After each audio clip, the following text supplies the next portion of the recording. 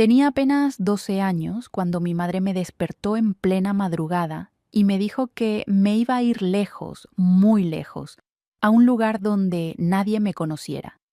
En ese momento no entendía nada, pero cuando llegué al portón enorme de ese convento oscuro y frío, sentí que mi vida se había acabado antes de siquiera empezar. Era una niña del campo allá en el interior de Michoacán que apenas sabía lo que significaba vivir. Jugaba con muñecas de trapo, corría descalza por el solar, soñaba con tener un vestido nuevo para la fiesta patronal. Mi sueño más grande era aprender a bordar como mi abuela, pero de pronto todo cambió. Cuando escuché a mi madre decir aquella noche, «Es por tu bien, hija, es por el bien de todos», mi corazón se detuvo. No comprendía bien qué estaba pasando. Solo sabía que algo terrible se acercaba, muy terrible. Todavía no entiendes por qué me metieron ahí, pero cuando lo descubrí ya era demasiado tarde. La vergüenza enorme que cargaba mi familia acabó cayendo sobre mis hombros de niña.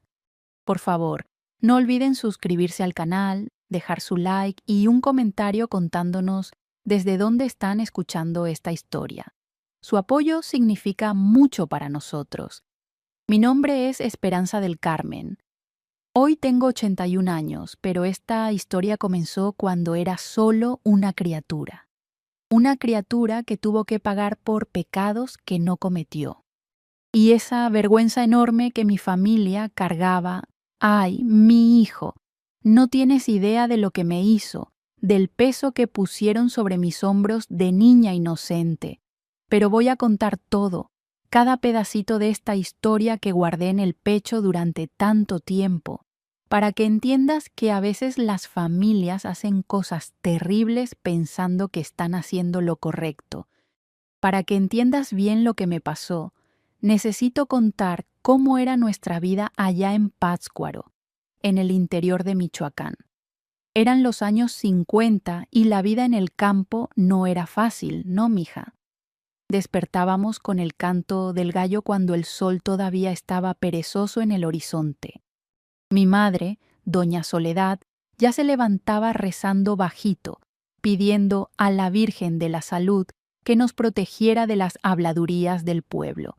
Era una mujer de fe, pero también era orgullosa, muy orgullosa de su apellido.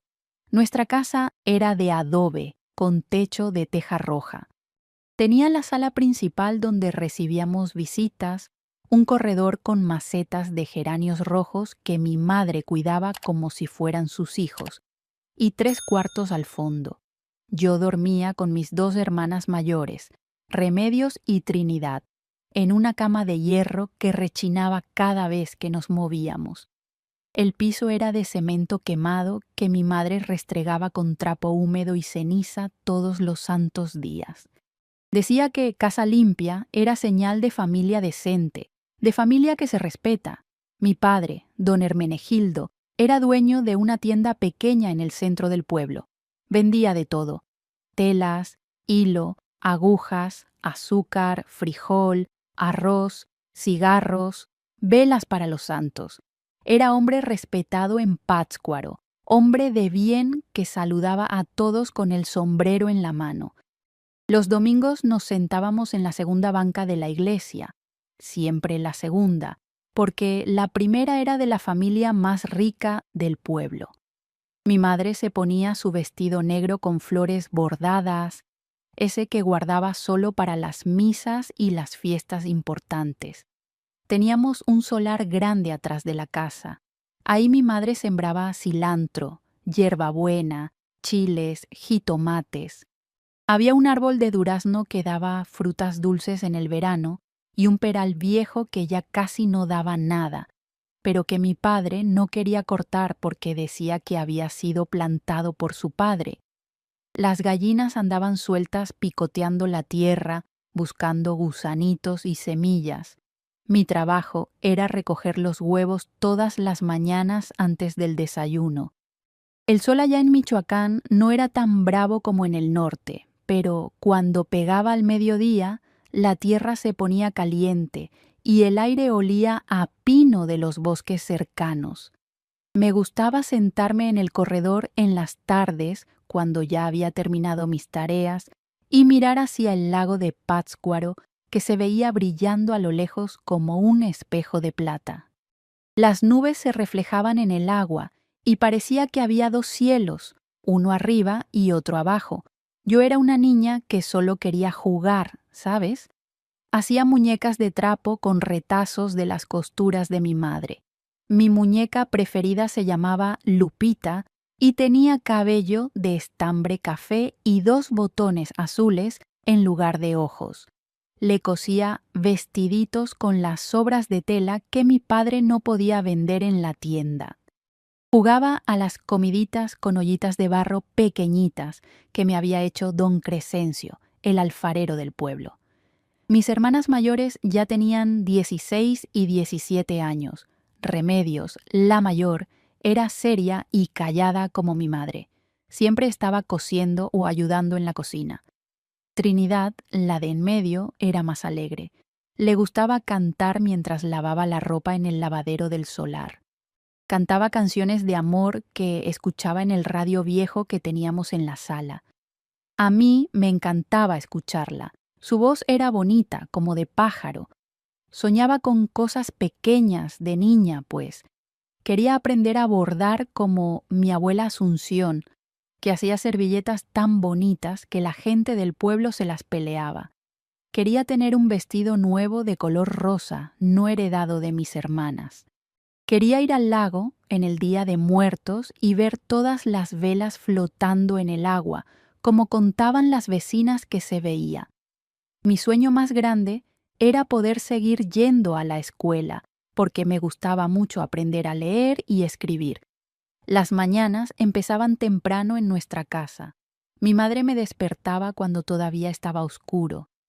Levántate, niña, que las gallinas ya pusieron y el día no espera a nadie.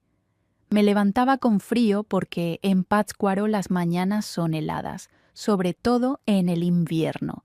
Me ponía mi rebocito y salía descalza al solar. El pasto estaba mojado de rocío y me helaba los pies, pero ya estaba acostumbrada. Después de recoger los huevos, ayudaba a mi madre a hacer el desayuno. Calentábamos el comal y hacíamos tortillas de maíz a mano. El olor de las tortillas recién hechas llenaba toda la casa. Mi padre desayunaba en silencio, leyendo el periódico que le traían de Morelia una vez por semana.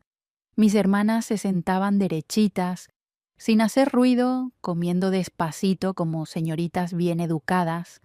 Después del desayuno, yo iba a la escuela. Era una escuela pequeñita con solo 2 salones y una maestra que se llamaba Profesora Luz María. Era buena maestra, paciente. Me enseñó a leer bien, a escribir con letra bonita, a hacer cuentas de sumar y restar. Me gustaba tanto la escuela que a veces me quedaba en el recreo ayudándola a limpiar el pizarrón solo para poder estar más tiempo ahí. Mi amiga más cercana se llamaba Rosa Elena, era hija del panadero del pueblo y siempre olía a pan dulce. Nos sentábamos juntas en la escuela y en los recreos jugábamos a las rondas con las otras niñas. Doña Blanca está cubierta de pilares de oro y plata. Cantábamos dando vueltas agarradas de las manos. Nos reíamos tanto que la maestra nos regañaba. Los domingos, después de misa, mi padre nos llevaba al tianguis del pueblo. Era mi día favorito de la semana. El tianguis se ponía en la plaza principal y había de todo: frutas, verduras, ropa, ollas de barro, dulces de leche, pan recién horneado. El ruido era una maravilla. Los vendedores gritaban sus precios, los niños corrían entre los puestos, las señoras regateaban. Mi padre me daba unos centavitos y yo me compraba un dulce de calabaza o un pedacito de jamoncillo. Pero aunque todo parecía tranquilo en nuestra casa, aunque todo parecía normal, había algo pesado en el aire, algo que yo no entendía bien, pero que sentía. A veces veía a mi madre llorando escondida en la cocina, secándose los ojos rapidito cuando me acercaba. A veces escuchaba a mis padres hablando bajito en su cuarto después de que todos nos acostábamos. Palabras que no comprendía bien. Vergüenza, deshonra. ¿Qué dirá la gente? Hay que arreglarlo antes de que sea tarde. Mis hermanas también estaban raras. Remedios ya casi no hablaba. Se la pasaba encerrada en el cuarto llorando bajito. Trinidad ya no cantaba mientras lavaba la ropa.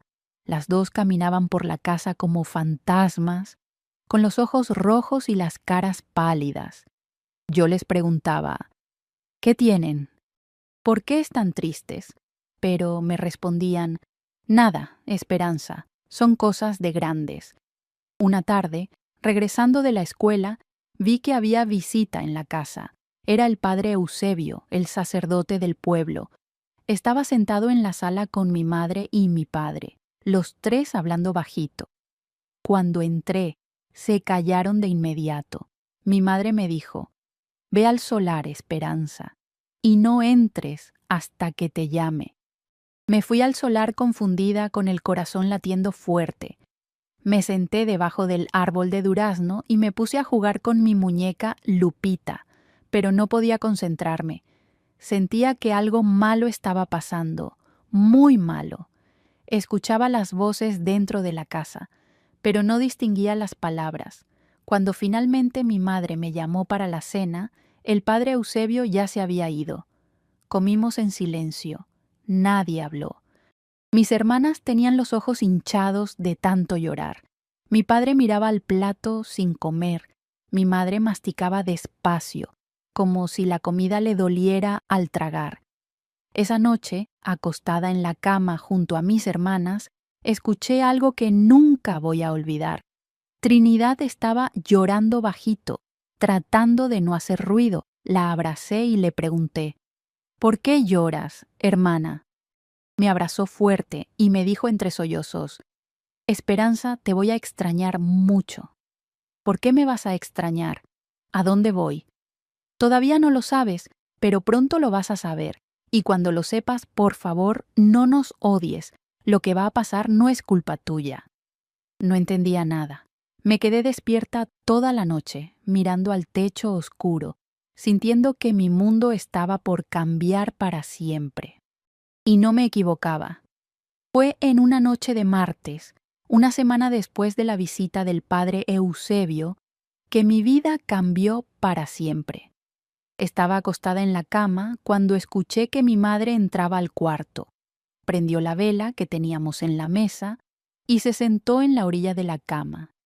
Esperanza, dijo bajito, levántate, mija, necesito hablar contigo. Me senté en la cama con el corazón acelerado. Por la luz de la vela vi que mi madre tenía los ojos rojos de llorar y la cara pálida. ¿Qué pasó, mamá? Se quedó callada por un rato, como si estuviera juntando fuerzas para hablar. Después tomó mi mano entre las suyas y dijo, hija, mañana temprano te vas a ir de la casa. El mundo se detuvo. ¿Cómo que me voy a ir? ¿A dónde? A un convento. Al convento de las Hermanas de la Caridad que está en Morelia. ¿Pero por qué? ¿Qué hice mal? No hiciste nada mal, hija. Es que hay situaciones en la familia que necesitan arreglarse. Y la única manera es que te vayas por un tiempo. ¿Por un tiempo? ¿Cuánto tiempo? Mi madre se quedó callada. Esa respuesta me dijo todo. No era por un tiempo. Era para siempre. No quiero irme, dije y empecé a llorar. No quiero dejar la casa, no quiero dejar la escuela, no quiero dejar a Rosa Elena. Lo sé, mija, lo sé, pero no hay otra manera. Es por el bien de la familia, ¿entiendes? No entiendo nada. ¿Qué situación? ¿Qué pasó? Mi madre se limpió los ojos con el delantal. Algún día lo vas a entender. Algún día vas a saber que lo que estamos haciendo es para protegerte, para protegernos a todos. Pero yo no quiero ir al convento, no quiero ser monja. No tienes que ser monja si no quieres, Vas a ser alumna interna. Las monjas te van a cuidar, te van a dar educación, vas a aprender cosas bonitas. Pero voy a estar sola, lejos de todos ustedes. Sí, mija, vas a estar sola, pero es lo mejor. Créeme que es lo mejor. Esa noche no dormí nada. Me quedé llorando escondida en la almohada para que mis hermanas no me oyeran, aunque estoy segura de que ellas también estaban despiertas, también llorando. Al día siguiente, antes de que saliera el sol, mi madre me despertó. Levántate, Esperanza, ya preparé tus cosas. Me levanté como zombi. Vi que en una caja de cartón estaban mis pocas pertenencias: 3 vestidos, 2 mudas de ropa interior, un par de zapatos viejos, mi muñeca Lupita, mi rebocito. Era todo lo que tenía en el mundo. Desayunamos en silencio. Nadie comió casi nada. Mi padre no levantó los ojos del plato. Mis hermanas lloraban bajito. Mi madre trataba de mantenerse firme, pero vi que le temblaban las manos cuando sirvió el café. Después del desayuno, mi padre dijo: «Es hora de irnos». Había contratado una carreta para llevarnos a Morelia. El viaje duraba varias horas. Me subí a la carreta con mi caja de cartón, sintiéndome como si fuera una sentenciada yendo a la cárcel. Mi madre se subió conmigo. Mis hermanas se quedaron en la puerta de la casa, despidiéndose con los pañuelos. El viaje fue el más largo de mi vida. Mi madre trataba de conversar, de decirme cosas bonitas sobre el convento, pero yo no podía hablar. Tenía un nudo en la garganta que no me dejaba ni respirar bien. Cuando llegamos a Morelia, la ciudad me pareció enorme y espantosa. Había tantas casas, tantas calles, tanta gente. Todo el ruido me aturdía. Después de caminar un rato, llegamos frente a un edificio enorme de piedra gris con un portón de madera oscura. Arriba del portón había una cruz de hierro. «Es aquí», dijo mi padre bajando de la carreta. El portón se abrió y salió una monja vestida toda de negro con solo la cara visible. Tenía unos lentes redondos y una sonrisa que no llegaba a los ojos. «¿Son los padres de Esperanza?», preguntó. «Somos», dijo mi padre quitándose el sombrero. «Pasen, por favor». Entramos a un patio grande y silencioso. Había un jardín en el centro con flores blancas y un camino de piedra que rodeaba todo. Las paredes eran altas y frías. Todo olía a humedad y a cera de vela. Nos llevaron a una oficina pequeña donde otra monja, más vieja, estaba sentada atrás de un escritorio. Se presentó como Madre Superiora Concepción. «¿Trajeron los papeles?», preguntó sin ni siquiera saludar. Mi padre sacó unos documentos del bolsillo y se los entregó. La monja los leyó despacio, moviendo la cabeza. «Todo está en orden», dijo finalmente. «La niña se quedará con nosotras hasta que ustedes decidan otra cosa». «¿Cuánto tiempo va a ser?», pregunté con voz finita. La monja me miró con ojos fríos. «El tiempo que sea necesario, niña. Aquí aprenderás a ser disciplinada, obediente y devota. Aprenderás que la voluntad de Dios está por encima de nuestros deseos». Mi madre empezó a llorar bajito. Mi padre le puso la mano en el hombro. «Esperanza», dijo mi madre entre lágrimas, «pórtate bien, obedece a las madres, reza mucho. Vamos a venir a visitarte cuando podamos». «¿Cuándo van a venir?». «Pronto, mija, pronto». Pero yo sabía que no era verdad. Sabía que no iban a venir pronto. Sabía que me estaban abandonando ahí. Me abrazaron los dos. Mi madre me apretó fuerte y me susurró al oído: «Perdóname, hija. Algún día vas a entender. Algún día vas a saber que todo lo que hicimos fue por amor». Después se fueron. Los vi caminar hacia el portón, subirse a la carreta y desaparecer por la calle. Y yo me quedé ahí parada en ese patio frío, agarrando mi caja de cartón, sintiendo que mi vida se había acabado a los 12 años. La Madre Superiora llamó a una monja joven. Hermana Pilar, lleva a la niña al dormitorio. Dale el uniforme y enséñale las reglas. La hermana Pilar era más joven y tenía cara amable. Me llevó por pasillos largos y oscuros hasta llegar a un cuarto grande con muchas camas alineadas. Todas las camas eran iguales, de hierro, con sábanas blancas y una cobija gris. «Esta es tu cama», dijo señalando una al fondo. «Aquí vas a dormir. En este ropero vas a guardar tus cosas. Este es tu uniforme». Me dio un vestido gris, medias negras, zapatos negros y un delantal blanco. «Póntelo ahorita. Aquí no se usa ropa de colores». Me puse el uniforme sintiéndome como si me estuviera poniendo un disfraz. El vestido me quedaba grande y los zapatos me apretaban. «Ahora te voy a enseñar el convento», dijo la hermana Pilar. Me llevó por todo el edificio, la capilla donde rezábamos 3 veces al día, el comedor donde comíamos en silencio, el salón de clases donde estudiábamos, el patio donde teníamos recreo media hora al día, la cocina donde ayudábamos a preparar la comida, el lavadero donde lavábamos la ropa. Todo era frío, silencioso, triste. Las paredes eran grises, el piso de piedra estaba siempre helado, las ventanas eran pequeñas y dejaban entrar poca luz. Era como vivir en una tumba. «Las reglas son estrictas aquí», me explicó la hermana Pilar. «Nos levantamos a las 5 de la mañana con la campana. Vamos a la capilla a rezar. Después desayunamos en silencio. Luego tenemos clases hasta el mediodía. Comemos, descansamos un poco y por la tarde tenemos más clases o trabajamos en la cocina o el lavadero. A las 6 rezamos otra vez, cenamos. A las 8 nos acostamos. No se permite hablar después de las 8. No se permite correr. No se permite reír a carcajadas. No se permite cantar. ¿Entendido?»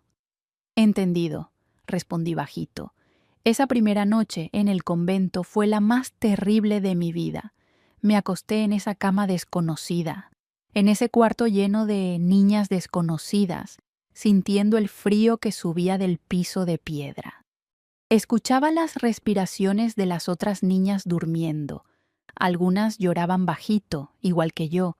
Saqué mi muñeca Lupita de la caja y la abracé fuerte. Era lo único que tenía de mi casa, de mi vida anterior. Lloré escondida en la almohada hasta quedarme dormida de cansancio.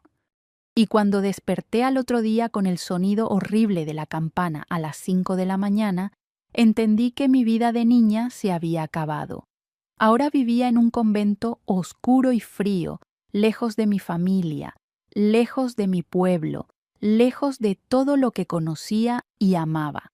Pero todavía no sabía la verdadera razón por la que me habían metido ahí. Todavía no sabía cuál era la vergüenza enorme que mi familia cargaba. Eso lo descubriría después, y cuando lo descubriera, mi corazón se rompería en 1000 pedazos. Los primeros meses en el convento fueron un infierno que no le deseo a nadie. Despertaba todas las mañanas con el sonido de esa campana horrible que hacía eco en los pasillos de piedra. Era un sonido que me helaba hasta los huesos, un sonido que me recordaba que ya no estaba en mi casa calentita de Pátzcuaro, sino en ese lugar frío y oscuro donde nadie me quería. La rutina era la misma todos los días, todos los santos días. A las 5 de la mañana sonaba la campana. Teníamos que levantarnos de inmediato, hacer la cama perfectamente sin una arruga, lavarnos la cara con el agua helada que había en las palanganas, ponernos el uniforme gris y formar en fila para ir a la capilla. La capilla era enorme, con techos altísimos y paredes llenas de santos que nos miraban con caras tristes. Nos arrodillábamos en las bancas de madera dura y rezábamos durante 1 hora. 1 hora entera de rodillas, rezando oraciones en latín que no entendía, mientras la Madre Superiora caminaba entre las filas vigilando que ninguna se moviera o se durmiera. Después del rezo íbamos al comedor. Era un salón grande con mesas largas y bancos de madera. Desayunábamos en completo silencio. Si alguien hablaba, la Madre Superiora la regañaba durísimo. ¡Silencio! Aquí se come en silencio meditando en los misterios de nuestro Señor. El desayuno era siempre lo mismo: avena aguada, un pedazo de pan duro, café amargo sin azúcar. Yo tenía tanta hambre que comía todo aunque supiera feo. En mi casa mi madre me hacía tortillas calientes con frijolitos y huevos frescos. Aquí la comida no sabía a nada, era solo para llenar la barriga. Después del desayuno teníamos clases. Las monjas nos enseñaban a leer mejor, a escribir con letra bonita, a hacer cuentas, a coser, a bordar.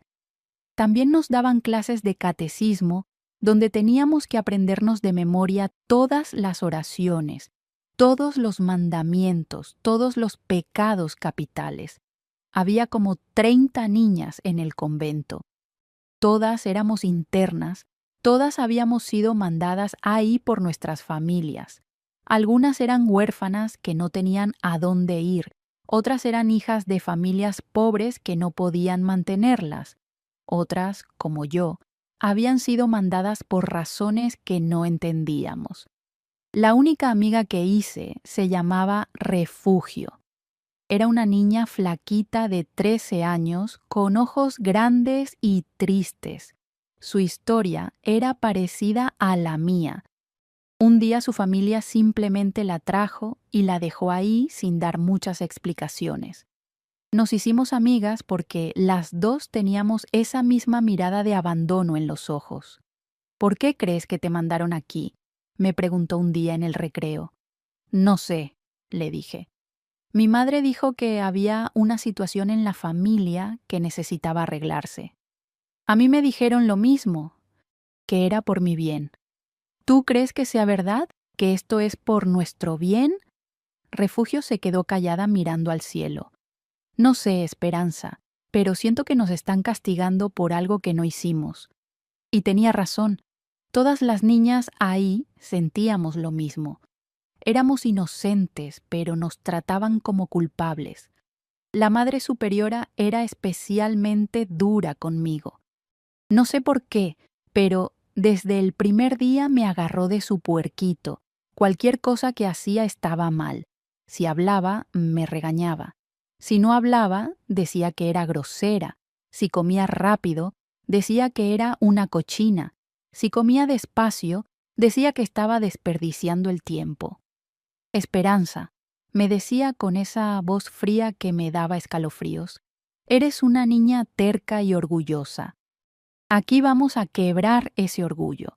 Vas a aprender humildad aunque sea a fuerza. Un día, porque supuestamente no había limpiado bien el piso del salón, me hizo arrodillar en el patio durante 2 horas bajo el sol. Otro día, porque me oyó susurrando con Refugio en la capilla, me dejó sin cena. Otro día, porque no me sabía una oración en latín, me pegó en las manos con una regla de madera.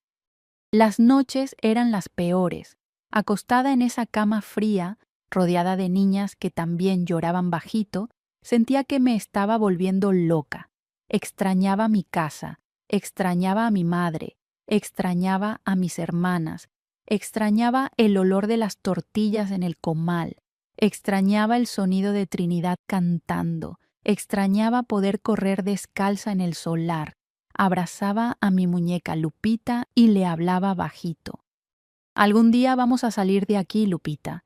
Algún día vamos a regresar a casa y todo va a estar bien. Pero en el fondo sabía que no era verdad. Los domingos después de misa, las niñas que tenían familia en Morelia recibían visitas. Sus padres venían y les traían dulces, cartas, ropa nueva. Yo me quedaba en el patio viendo cómo las otras niñas abrazaban a sus familias, sintiéndome más sola que nunca. Pasaron 3 meses sin que nadie de mi familia viniera a visitarme. 3 meses largos donde cada domingo esperaba ver a mi madre aparecer por el portón, pero nunca llegaba. Hasta que un domingo, cuando ya no esperaba nada, la hermana Pilar me dijo: «Esperanza, tienes visita». Mi corazón brincó. Corrí al locutorio pensando que era mi madre. Pero cuando llegué, vi que era Trinidad, mi hermana de en medio. Estaba sentada en una silla con un pañuelo en las manos, los ojos rojos. «Trinidad», dije corriendo a abrazarla. Me abrazó fuerte y empezó a llorar. «Ay, Esperanza, mi hermanita, cuánto te extrañé». «Yo también te extrañé. ¿Por qué no vinieron antes? ¿Dónde está mamá? ¿Dónde está papá?». Trinidad se secó los ojos. «No pudieron venir. Me mandaron a mí para verte». «¿Pero por qué? ¿Por qué me dejaron aquí tanto tiempo sin visitarme?». Mi hermana se quedó callada por un rato. Después suspiró hondo y dijo: «Porque tienen vergüenza, Esperanza». «¿Vergüenza de qué?». «Vergüenza de lo que pasó. Vergüenza de tener que mandarte aquí». «Pero no entiendo. ¿Qué pasó? ¿Por qué me mandaron al convento?». Trinidad me miró con esos ojos tristes y dijo bajito: «Todavía no puedo decirte, pero algún día lo vas a saber, algún día vas a entender». Me trajo dulces de Pátzcuaro, unas calcetas nuevas y una carta de mi madre. La carta decía cosas bonitas pero vacías. «Esperanza, hija querida, espero que estés bien, reza mucho, obedece a las madres, te extrañamos, algún día todo va a tener sentido. Tu madre que te quiere». Trinidad solo se quedó 1 hora. Cuando se fue, me quedé en el patio con la carta en las manos sintiéndome más confundida que nunca. Qué vergüenza era esa de la que hablaba, que era tan terrible que tuvieron que esconderme en un convento. Los meses siguieron pasando. El primer año se convirtió en 2 años. 2 años encerrada en ese convento frío, 2 años sin saber por qué estaba ahí, 2 años sintiéndome como una prisionera que paga por un crimen que no cometió. En ese tiempo fui cambiando. La niña alegre que jugaba con muñecas en el solar de su casa se fue muriendo poco a poco. Me volví callada, obediente, sumisa. Aprendí a no llorar, a no quejarme, a no preguntar. Aprendí que en ese lugar era mejor no sentir nada, porque sentir solo traía más dolor. Pero había algo en mí que se negaba a rendirse completamente. Una chispa pequeñita en el fondo de mi alma que seguía preguntando: ¿por qué? ¿Por qué estoy aquí? ¿Qué vergüenza es esa que mi familia carga? Y esa pregunta me perseguía día y noche, hasta que finalmente, en una tarde de domingo hace 2 años que llegué al convento, descubrí la verdad. Fue en una tarde de domingo del mes de mayo. Yo tenía ya 14 años y llevaba 2 años encerrada en ese convento. Había perdido la cuenta de cuántos rosarios había rezado, cuántas veces me había arrodillado en esa capilla fría, cuántas lágrimas había derramado escondida en mi cama. Ese domingo llegó mi hermana Remedios a visitarme. Hacía más de 1 año que no la veía. Cuando entró al locutorio, casi no la reconocí. Estaba flaca, pálida, con ojeras hondas. Parecía una mujer vieja, aunque solo tenía 20 años. «Remedios», dije abrazándola, pero su cuerpo estaba rígido, como si no pudiera relajarse. Nos sentamos en las sillas del locutorio. Ella no hablaba, solo me miraba con esos ojos llenos de dolor. Después de un rato largo de silencio, finalmente habló. «Esperanza, vine a decirte algo que debí haberte dicho hace 2 años». Mi corazón empezó a latir fuerte. «¿Qué cosa?». La verdad de por qué estás aquí». Me acerqué a ella. «Dime, por favor, he estado 2 años sin entender nada». Remedios empezó a llorar. Lloró durante varios minutos sin poder hablar. Yo le agarré las manos tratando de consolarla, pero ella solo lloraba y lloraba. Remedios, por favor, dime qué pasó. Finalmente, entre sollozos, empezó a hablar.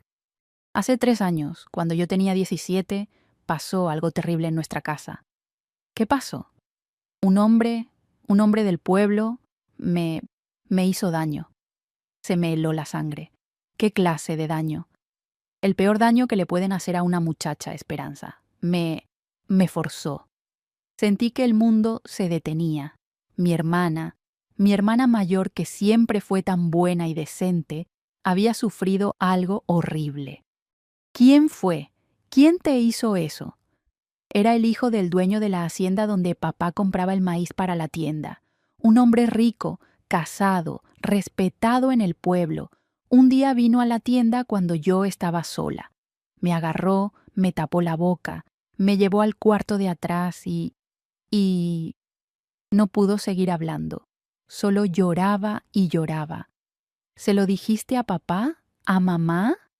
Sí, les dije esa misma noche. Pero en lugar de defenderme, en lugar de ir a denunciar a ese hombre, me dijeron que me callara. Dijeron que si alguien se enteraba, la vergüenza iba a caer sobre toda la familia.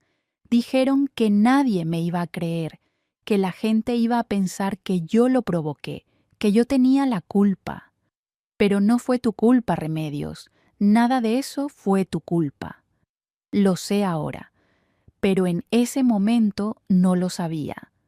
Me sentía sucia, culpable, avergonzada, y mis padres reforzaron ese sentimiento.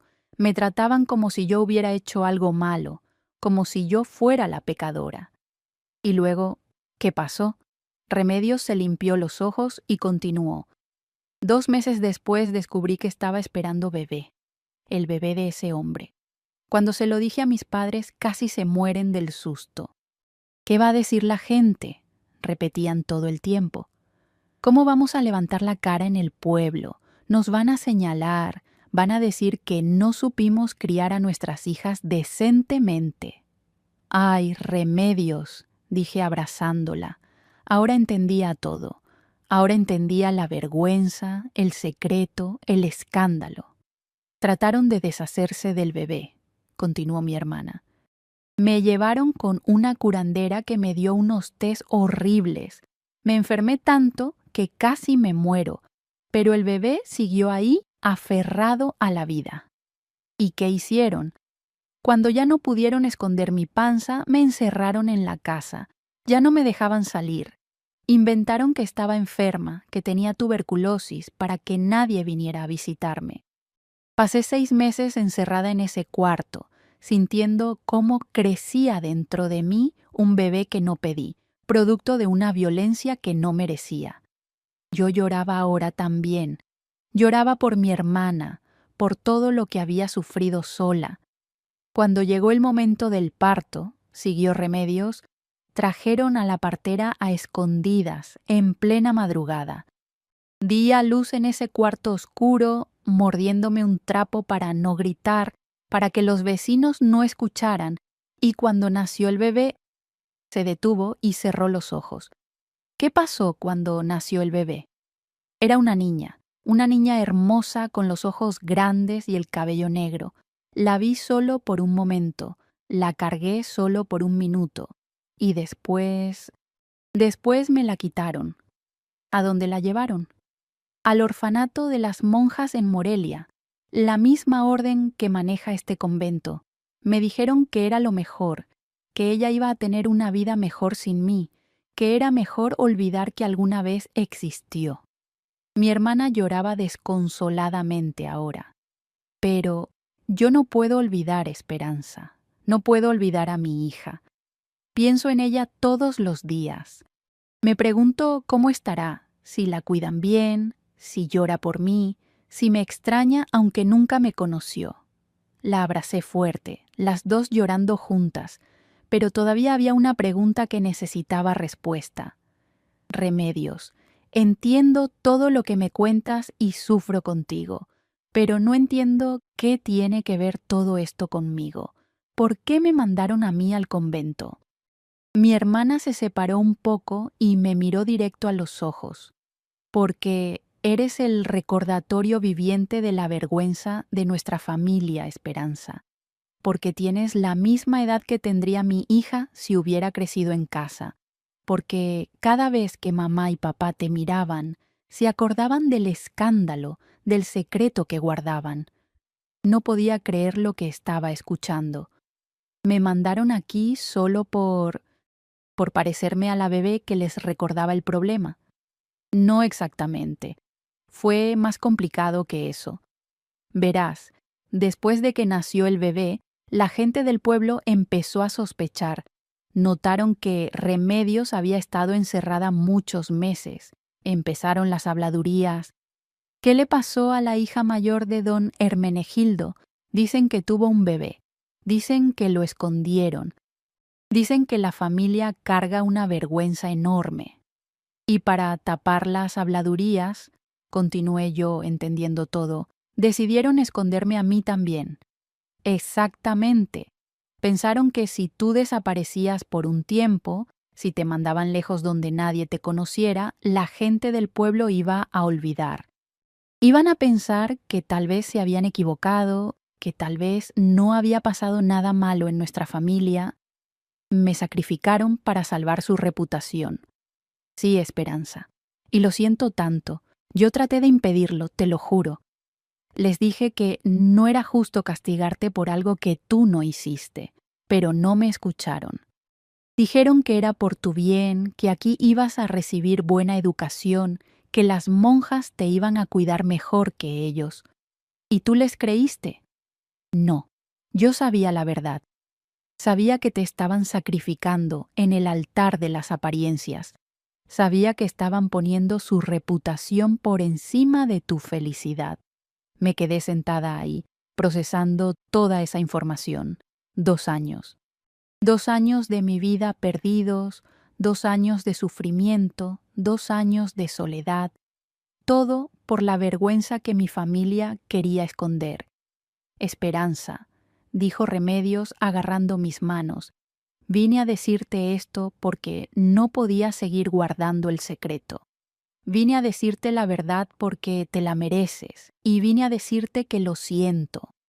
Siento tanto que hayas tenido que pagar por mi tragedia. No es tu culpa, Remedios. Nada de esto es tu culpa. La culpa es de ese hombre que te violó. La culpa es de nuestros padres que te dieron la espalda cuando más los necesitabas. La culpa es de una sociedad que castiga a las víctimas y protege a los culpables. Mi hermana me abrazó fuerte. Eres tan lista, Esperanza, tan valiente. No dejes que este lugar te quite eso. ¿Y ahora qué va a pasar? ¿Me van a dejar aquí para siempre? No sé, pero yo voy a luchar para sacarte, te lo prometo. Voy a hablar con papá y mamá. Voy a hacer que entiendan que esto está mal. Pero yo sabía que era una promesa difícil de cumplir. Remedios no tenía poder en nuestra familia. Era una hija deshonrada, una mujer que había parido fuera del matrimonio. Sus palabras no valían nada. Cuando Remedios se fue ese día, me quedé en el patio del convento con el corazón destrozado, pero también, extrañamente, más ligero. Finalmente sabía la verdad. Finalmente entendía por qué estaba ahí. La vergüenza enorme que mi familia cargaba no era mía, era de ellos. Era la vergüenza de haber abandonado a una hija cuando fue violada. Era la vergüenza de haber escondido un bebé inocente. Era la vergüenza de haber sacrificado a otra hija para salvar las apariencias. Y yo había cargado esa vergüenza en mis hombros sin saberlo. Había sufrido 2 años por un pecado que no cometí, por un escándalo que no causé, por una reputación que no era mía de proteger. Esa noche, acostada en mi cama, no lloré. Por primera vez en 2 años no lloré. En lugar de eso, tomé una decisión. No iba a seguir siendo víctima de la vergüenza de mi familia. No iba a dejar que me definiera. Iba a encontrar la manera de salir de ahí y construir mi propia vida. pero todavía no sabía que la verdadera lucha apenas estaba empezando. Después de descubrir la verdad, algo cambió dentro de mí. No fue de la noche a la mañana, no. Fue despacio, como semilla que germina en tierra dura. Pero cambió.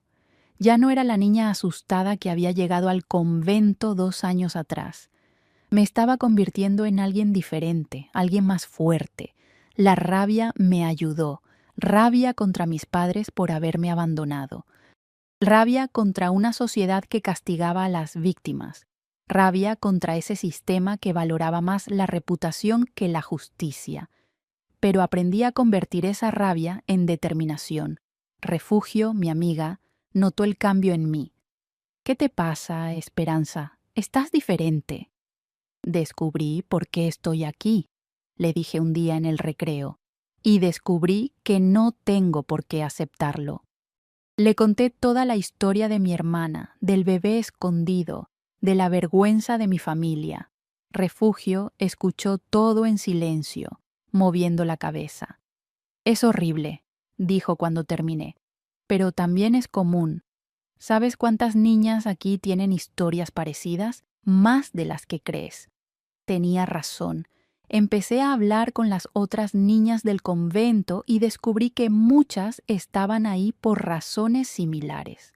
Una había sido mandada porque su hermana había huido con un novio, otra porque su madre había tenido un hijo fuera del matrimonio, otra porque su tía se había divorciado. Éramos todas sacrificios en el altar de las apariencias familiares. ¿Y qué vamos a hacer?, preguntó Refugio. ¿Quedarnos aquí para siempre? No, dije con convicción. Vamos a prepararnos. Vamos a estudiar, a aprender, a volvernos fuertes. Y cuando tengamos la edad suficiente, vamos a salir de aquí y construir nuestras propias vidas. Y eso hicimos. Empecé a prestar mucha atención en las clases.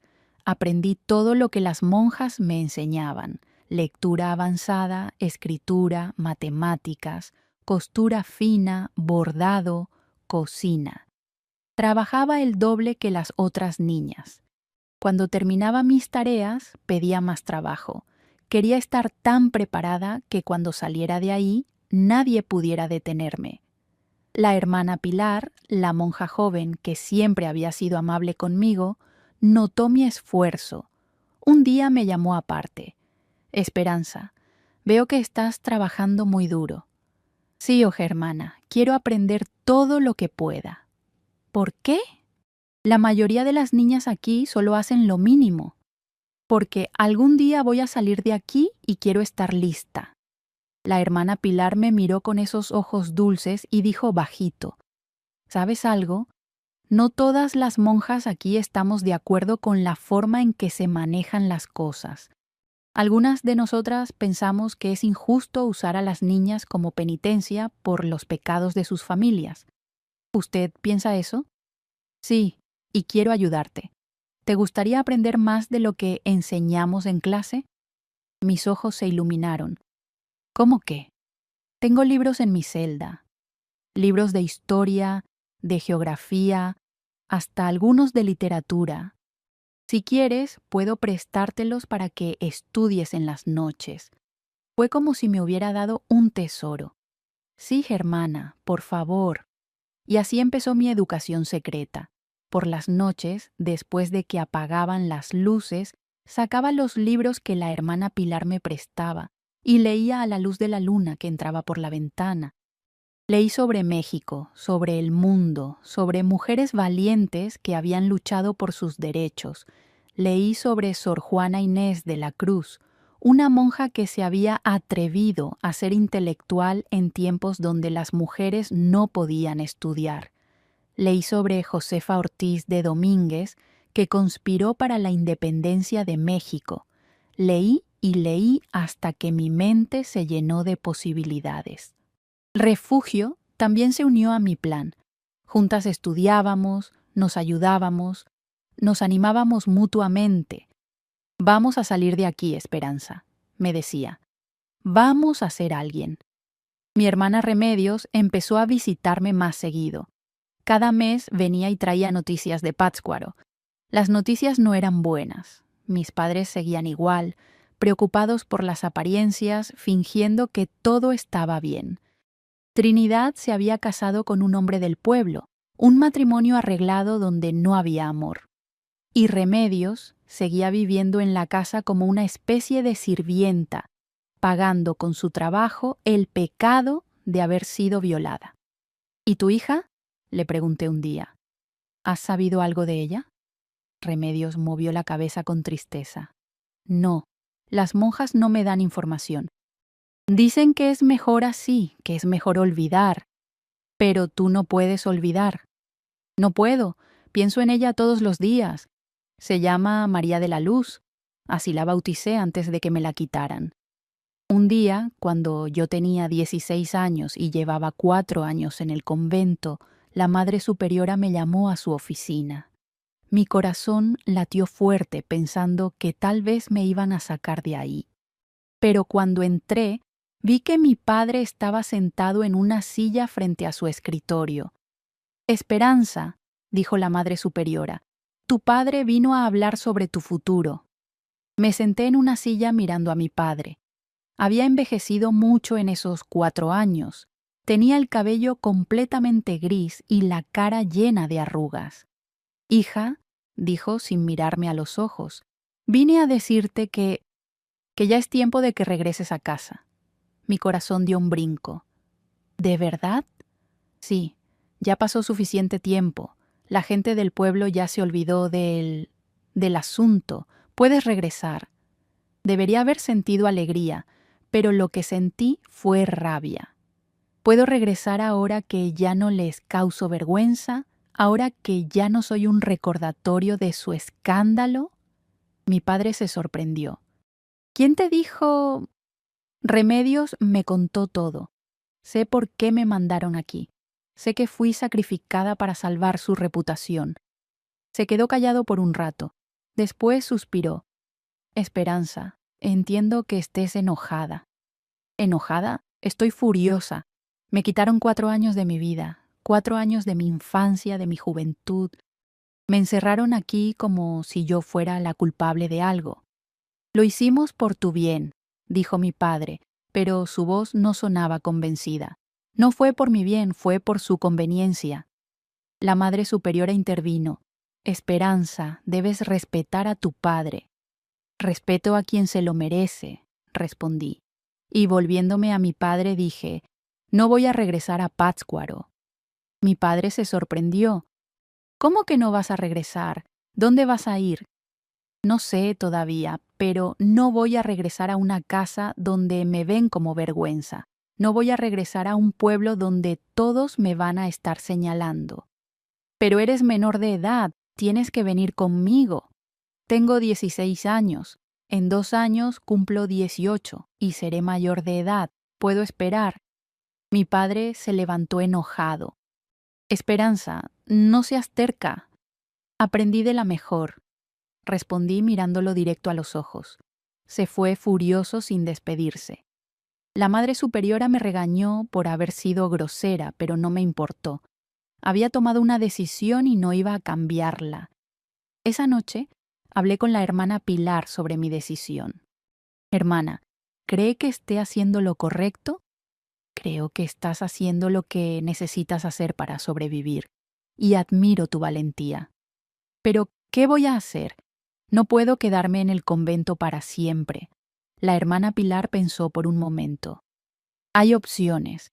Cuando cumplas 18 puedes salir del convento. Yo tengo una prima en la Ciudad de México que tiene un taller de costura. Tal vez pueda darte trabajo. La Ciudad de México, la ciudad más grande del país, un lugar donde nadie me conocería, donde podría empezar de nuevo. ¿De verdad haría eso por mí, Germana? Sí, Esperanza, he visto cómo has crecido estos años. Mereces una oportunidad. Pasaron 2 años más, 2 años donde me preparé para mi salida. Trabajé en el taller de costura del convento, perfeccionando mi técnica. Ahorré cada centavo que pude. Seguí estudiando, leyendo, aprendiendo. Cuando cumplí 18 años, la hermana Pilar cumplió su promesa, habló con su prima en la Ciudad de México y me consiguió un trabajo en su taller. También me ayudó con los papeles para salir del convento. El día que salí, Refugio lloró. Te voy a extrañar tanto, Esperanza. Yo también te voy a extrañar, pero tú también vas a salir pronto. Y cuando lo hagas, me buscas, ¿sí? Sí, te lo prometo.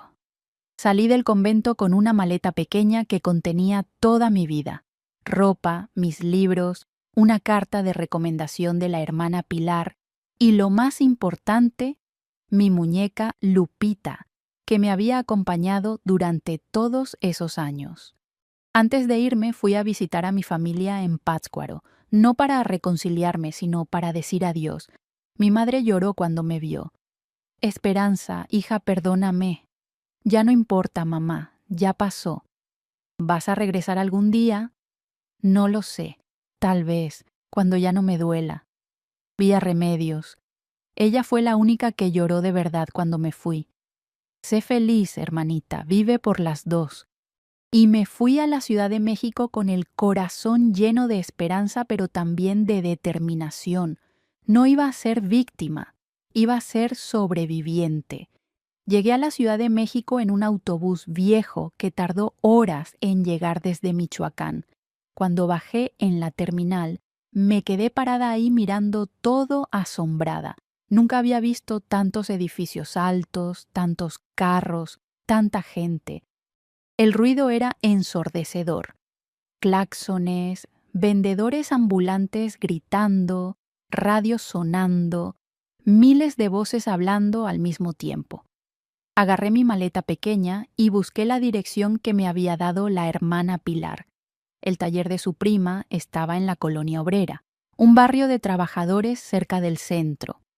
Tomé un camión que me dejó a varias cuadras y caminé por calles que me parecían laberintos hasta encontrar el lugar. El taller de doña Catalina era un local pequeño en la planta baja de un edificio viejo. Había máquinas de coser alineadas contra las paredes y telas de todos los colores apiladas en los rincones. Cuando toqué a la puerta, salió una mujer robusta de unos 50 años, con el cabello recogido en un chongo y unos lentes que le colgaban de una cadena en el cuello. ¿Tú eres Esperanza?, preguntó. Sí, señora. Ay, mijita, qué chiquita eres. Mi prima Pilar me habló de ti. Dice que eres buena para la costura. Sí, señora.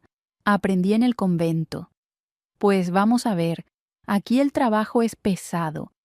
Hacemos vestidos para tiendas departamentales. Hay que cumplir con cuotas. Pero pago justo y doy comida. ¿Te quedas? Me quedo. Doña Catalina me dio un cuarto pequeñito en la azotea del edificio. Era apenas más grande que mi cama del convento, pero era mío. Tenía una cama angosta, un ropero viejo y una ventanita que daba a los techos de otros edificios. Por las noches se escuchaba el ruido de la ciudad: sirenas, música, gente gritando, perros ladrando. Era tan diferente del silencio del convento que al principio no podía dormir. El trabajo en el taller era duro. Me levantaba a las 6 de la mañana, desayunaba pan con café que doña Catalina hacía para todas y me sentaba en la máquina de coser hasta las 7 de la noche. Mis dedos se movían rapidísimo, cosiendo vestidos, blusas, faldas. Al principio me dolían las manos de tanto trabajar, pero poco a poco se me hicieron callos y ya no me dolía. En el taller trabajaban otras 5 mujeres, todas mayores que yo. Al principio desconfiaban de mí. Es una niña, decían, no va a aguantar el ritmo. Pero cuando vieron que trabajaba tan rápido como ellas y que no me quejaba, me aceptaron. Una de ellas, Guadalupe, se volvió mi amiga. Tenía 25 años y era soltera, cosa rara en esos tiempos. Yo no me caso, me dijo un día. He visto a demasiadas amigas casarse y volverse esclavas de sus maridos. Prefiero trabajar y ser libre. Me gustó su manera de pensar. Era parecida a la mía. Con mi sueldo empecé a construir mi vida. Compraba ropa nueva, no heredada.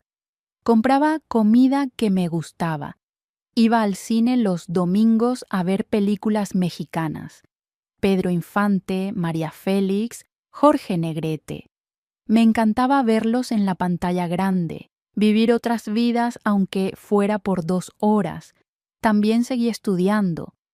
Por las noches, después del trabajo, iba a una escuela para adultos que daba clases gratuitas. Terminé mi primaria, después mi secundaria. Me tomó años porque solo podía ir 2 veces por semana, pero lo logré. A los 22 años tenía mi certificado de secundaria en las manos, llorando de orgullo. Los domingos escribía cartas, una para Remedios, contándole de mi vida nueva. Ella me respondía contándome de Pátzcuaro. Las noticias eran siempre tristes. Mi padre había muerto de un infarto. Mi madre se había quedado sola con Trinidad, que seguía casada con un hombre que la trataba mal. Remedios seguía buscando a su hija sin éxito. También escribía cartas a Refugio, que ya había salido del convento y trabajaba en Guadalajara de mesera. Nos animábamos mutuamente, compartiendo nuestros triunfos pequeños. Cuando cumplí 23 años, doña Catalina me hizo encargada del taller. «Eres la que trabaja mejor y la más responsable», me dijo. «Vas a supervisar a las otras muchachas y a recibir a los clientes». Con el aumento de sueldo pude mudarme a un cuarto mejor, ya no en la azotea, sino en un departamento pequeño que compartía con Guadalupe. Teníamos una cocina, un baño completo y una sala con un sofá que compramos de segunda mano. Para nosotras era un palacio. Fue en ese departamento, en una noche de sábado que habíamos invitado a amigas a cenar, donde conocí a Raúl. Era primo de una de las muchachas del taller. Vino a buscarla y cuando me vio se quedó mirándome. «¿Cómo te llamas?», preguntó. «Esperanza». «Bonito nombre. Yo soy Raúl». Era un hombre sencillo, trabajador, mecánico de profesión. No era guapo como las estrellas de cine, pero tenía ojos honestos y sonrisa amable. Empezó a buscarme, a invitarme a caminar por el parque, al cine, a tomar café. Al principio desconfiaba. Después de lo que le había pasado a mi hermana, después de todo lo que había visto, tenía miedo de los hombres. Pero Raúl era diferente. Era paciente, respetuoso, nunca me presionó, nunca me exigió nada. «¿Por qué te gusta una mujer como yo?», le pregunté un día. «Hay muchas muchachas más bonitas». «Me gustas porque eres fuerte», respondió. «Porque se nota que has pasado por cosas difíciles y no te rendiste. Porque cuando hablas, tus ojos brillan con inteligencia. Eso es más bonito que cualquier cara bonita». Nos hicimos novios cuando yo tenía 24 años. Fue un noviazgo largo, de 3 años, porque yo no tenía prisa. Quería estar segura.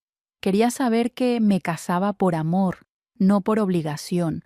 Que me casaba porque yo lo elegía, no porque alguien me forzaba. Cuando finalmente le conté mi historia, todo lo del convento, la vergüenza de mi familia, el secreto de mi hermana, pensé que se iba a espantar. Pero solo me abrazó y dijo: «Gracias por confiar en mí, y lo siento mucho por todo lo que sufriste, pero quiero que sepas algo. Yo no te veo con ninguna vergüenza. Te veo como una mujer valiente que sobrevivió». Nos casamos cuando yo tenía 27 años. No fue una boda grande. Solo fuimos al registro civil con Guadalupe y un amigo de Raúl como testigos. Después fuimos a comer tacos a un puesto en la calle. Fue la boda más sencilla del mundo, pero fue la más feliz porque era mi elección. Invité a mi familia a la boda, pero solo vino Remedios. Mi madre ya había muerto para entonces. Trinidad estaba demasiado controlada por su marido para venir. Remedios vino sola y lloró de felicidad cuando me vio con Raúl. Ay, hermanita, qué feliz me hace verte así. Te mereces todo lo bueno del mundo. ¿Y tú, Remedios? ¿Cuándo vas a ser feliz? Yo ya no, mi felicidad se la llevaron hace muchos años, pero me basta con verte a ti feliz. Raúl y yo rentamos un departamento pequeño en la colonia Narvarte. Era de 2 cuartos con cocina integral y hasta teléfono. Para mí era un sueño. Decoré las paredes con bordados que hacía en mis ratos libres. Compré cortinas de colores. Hice de ese departamento un hogar verdadero, lleno de amor y paz. A los 28 años nació mi primera hija. Le puse María Remedios en honor a mi hermana. Cuando la cargué por primera vez, lloré pensando en mi hermana que nunca había podido cargar a su bebé. Lloré pensando en todas las mujeres que habían sido forzadas a abandonar a sus hijos por la vergüenza social. Tuve 4 hijos en total, 3 niñas y un niño. Y los crié de manera completamente diferente a cómo me criaron a mí. Los crié con amor, sin vergüenzas, sin secretos. Les enseñé que su cuerpo era suyo, que nadie tenía derecho a tocarlos sin su permiso. Les enseñé que la vergüenza no era algo que debían cargar por los errores de otros. Les enseñé a ser fuertes, a defenderse, a no dejarse. A mis hijas las mandé a la escuela, terminaron la preparatoria, 2 de ellas hasta fueron a la universidad. Se casaron cuando quisieron, con hombres que ellas eligieron. A mi hijo le enseñé a respetar a las mujeres, a entender que el honor de una familia no depende de controlar a las mujeres, sino de tratarlas con dignidad. Raúl fue el esposo que toda mujer merece. Nunca me levantó la mano, nunca me gritó, nunca me hizo sentir menos. Trabajábamos juntos, compartíamos las decisiones, criamos a nuestros hijos juntos. Cuando murió hace 10 años de un infarto, lloré durante meses, pero también agradecí a Dios por haberme dado 45 años con un hombre bueno. Remedios vivió hasta los 60 años, nunca se casó, nunca pudo encontrar a su hija. Cuando murió, fui a su entierro en Pátzcuaro. El pueblo había cambiado mucho. Ya había pavimento, luz eléctrica en todas las casas, hasta algunos carros. Pero algunas cosas seguían igual. La gente seguía preocupada por las apariencias, seguía juzgando, seguía castigando a las mujeres por cosas que no eran su culpa. En el entierro encontré algo entre sus cosas, un diario donde había escrito durante todos esos años. Lo leí esa noche en el hotel donde me quedé. Cada página era un grito de dolor silencioso. Hoy cumplió 10 años mi María de la Luz. Me pregunto si será alta, si le gustará jugar, si alguien le canta antes de dormir. Hoy cumplió 15 años, ya debe ser una señorita. Sabrá que su madre piensa en ella todos los días. Hoy cumplió 30 años, ya debe ser una mujer hecha y derecha. Tal vez hasta tenga hijos. Me gustaría conocerla aunque fuera una vez antes de morirme. Lloré leyendo ese diario. Lloré por mi hermana que había vivido toda su vida cargando una pérdida que no merecía. Lloré por todas las mujeres que habían sufrido lo mismo. Lloré por la injusticia de un mundo que castigaba a las víctimas y protegía a los culpables. Pero también entendí algo importante. Mi hermana me había dado un regalo sin saberlo. Con su tragedia, con su sacrificio, me había mostrado lo que no quería ser. Me había mostrado la importancia de luchar, de no rendirse, de no aceptar las injusticias como si fueran normales. Hoy tengo 81 años. Soy abuela de 8 nietos y bisabuela de 3 bisnietos. Vivo en un departamento pequeño en la Ciudad de México rodeada de fotos de mi familia. En la pared principal tengo una foto grande de Raúl, otra de mis 4 hijos, y una muy especial de Remedios que encontré entre sus cosas. A veces mis nietos me preguntan sobre mi infancia. Les cuento sobre el convento, sobre la vergüenza que mi familia cargaba, sobre cómo fui sacrificada en el altar de las apariencias. Y siempre termino diciéndoles lo mismo. Nunca, nunca dejen que nadie les ponga una carga que no es de ustedes. Nunca acepten ser castigados por pecados que no cometieron. Y nunca, nunca valoren más la reputación que la justicia. ¿Y saben por qué decidí contar esta historia hoy? Porque todavía hoy, en pleno siglo XXI, veo familias escondiendo a sus hijas por vergüenza. Veo niñas siendo castigadas por haber sido abusadas. Veo mujeres cargando culpas que no les corresponden. Veo secretos familiares destruyendo vidas inocentes. La vergüenza enorme que mi familia cargaba no era solo suya, era producto de una sociedad enferma que castigaba a las víctimas en lugar de protegerlas. Era resultado de un sistema que valoraba más el qué dirán que el bienestar real de las personas. Si estás escuchando esta historia y te reconoces en ella, si tú también has cargado la vergüenza de tu familia, si tú también has sido sacrificada por las apariencias, escucha bien lo que te voy a decir. No eres la vergüenza. La vergüenza es de quienes te abandonaron, de quienes te castigaron, de quienes valoraron más su reputación que tu felicidad. Puedes elegir no cargar esa vergüenza. Puedes elegir construir tu propia vida, puedes elegir romper los ciclos, puedes ser feliz sin pedirle permiso a nadie.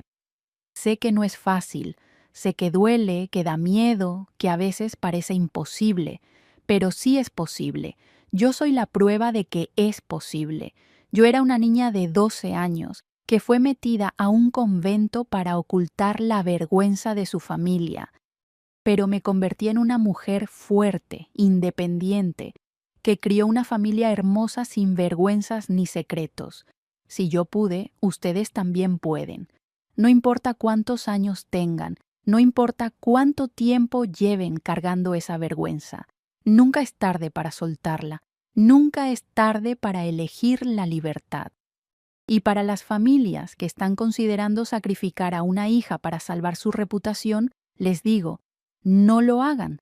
La reputación es temporal, pero el daño que le hagan a esa niña será permanente. Sean valientes. Enfrenten sus problemas sin usar a sus hijas como escudos. Protejan a sus hijas en lugar de proteger su imagen. La verdadera vergüenza no está en haber sido víctima.